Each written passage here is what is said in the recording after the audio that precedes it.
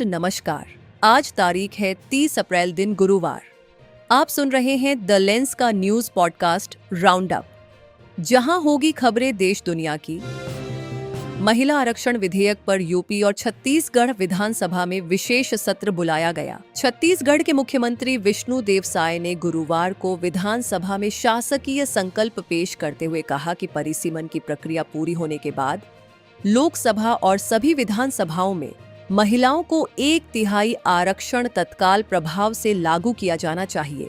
इस प्रस्ताव पर चर्चा के लिए सदन का 1 दिवसीय विशेष सत्र बुलाया गया है।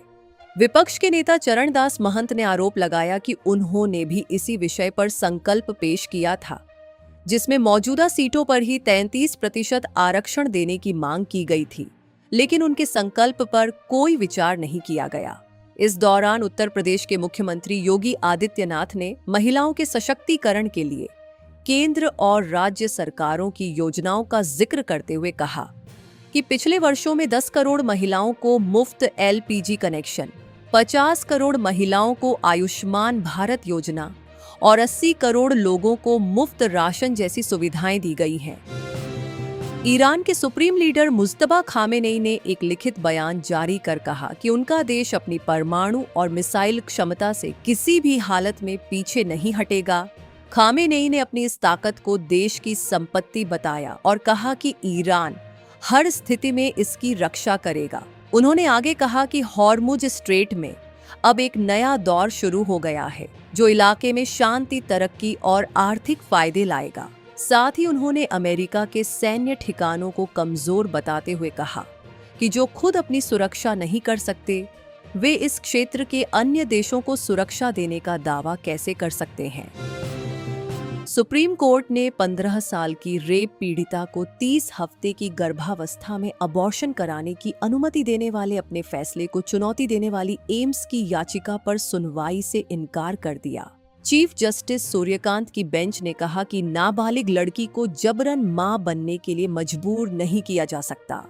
कोर्ट ने केंद्र सरकार से सख्ती से कहा कि अबॉर्शन के लिए कानून में समय सीमा से जुड़े प्रावधानों को समय के अनुसार बदलना चाहिए, क्योंकि पीड़ित का मानसिक और शारीरिक स्वास्थ्य सबसे महत्वपूर्ण है। कोर्ट ने यह भी कहा कि ऐसे मामलों में अंतिम फैसला पीड़िता का होना चाहिए, न कि भ्रूण का। देश में पिछले 24 घंटों के दौरान मौसम का मिजाज बदला हुआ नजर आया। पंजाब, हरियाणा, दिल्ली, राजस्थान, मध्य प्रदेश और गुजरात में तापमान 40 से 46 डिग्री के बीच रहा, जबकि उत्तर प्रदेश और बिहार में आंधी बारिश से कुल 18 लोगों की मौत हो गई। यूपी के सुल्तानपुर में सबसे ज्यादा 7 मौतें हुईं। दिल्ली, देहरादून, मसूरी और राजस्थान के कई इलाकों में ओले गिरे। उत्तराखंड में खराब मौसम के कारण केदारनाथ समेत कई जगहों पर हेलीकॉप्टर सेवाएं रोक दी गई हैं। मौसम विभाग ने बिहार, झारखंड, पश्चिम बंगाल, सिक्किम और पूर्वोत्तर राज्यों में आंधी, बारिश और ओलावृष्टि का ऑरेंज व रेड अलर्ट जारी किया है। मौसम विशेषज्ञों के अनुसार वेस्टर्न डिस्टर्बेंस ट्रफ लाइन और बंगाल की खाड़ी से आ रही नमी के कारण एक साथ 3 मौसमी सिस्टम सक्रिय होने से देश के विभिन्न हिस्सों में इस तरह का अस्थिर मौसम देखने को मिल रहा है। अडानी पोर्ट्स एंड सेज ने वित्त वर्ष 2025 से 26 की चौथी तिमाही के नतीजे घोषित कर दिए हैं। कंपनी का कंसोलिडेटेड नेट प्रॉफिट 10% बढ़कर 3,329 करोड़ रुपए रहा, जबकि रेवेन्यू 26% की बढ़ोतरी के साथ 10,737 करोड़ रुपए पर पहुंच गया। कंपनी ने इस तिमाही में 500 मिलियन मीट्रिक टन से ज्यादा कार्गो हैंडल कर एक नया रिकॉर्ड बनाया और वित्त वर्ष 2026 के अपने सभी लक्ष्यों को पीछे छोड़ दिया।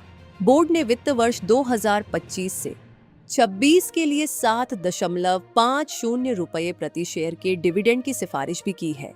CEO अश्वनी गुप्ता ने कहा कि कंपनी 2030 से 31 तक अपना रेवेन्यू और एबिटिडा दोगुना करने का लक्ष्य रखती है।